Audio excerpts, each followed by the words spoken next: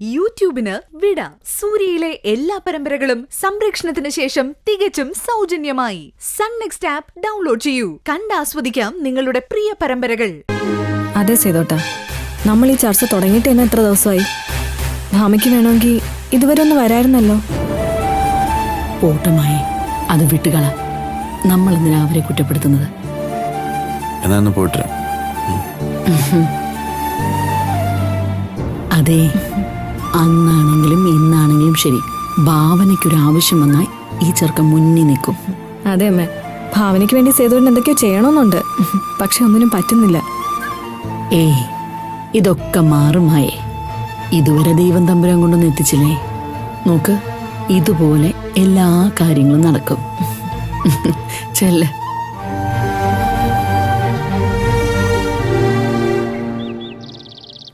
എനിക്കാകെ പേടി തോന്നുന്നു മോളെ.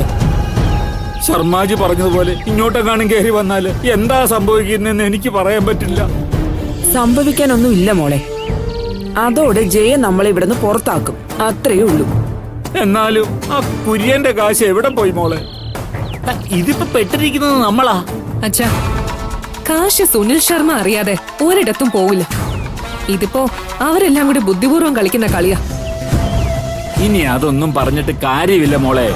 പകുതി കാശെങ്കിലും കൊടുക്കാമെന്ന് പറഞ്ഞിട്ടാ നമ്മൾ നാട്ടിലോട്ട് വന്നത്.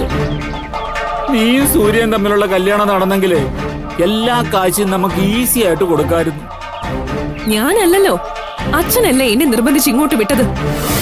ഇല്ലെങ്കിൽ അവിടെ നിന്ന് തന്നെ ഞാൻ എന്തെങ്കിലും ഒരു പരിഹാരം കണ്ടേനെ. എടി, നീ എന്ത് പരിഹാരം കാണാനാ?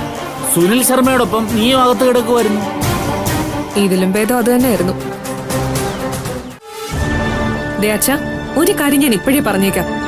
ആ ശർമാജി ഇവിടേക്ക് വരികയാണെങ്കിൽ നമ്മൾ വിചാരിക്കുന്നിടത്ത് ഒന്നും കാര്യങ്ങൾ നിൽക്കില്ല.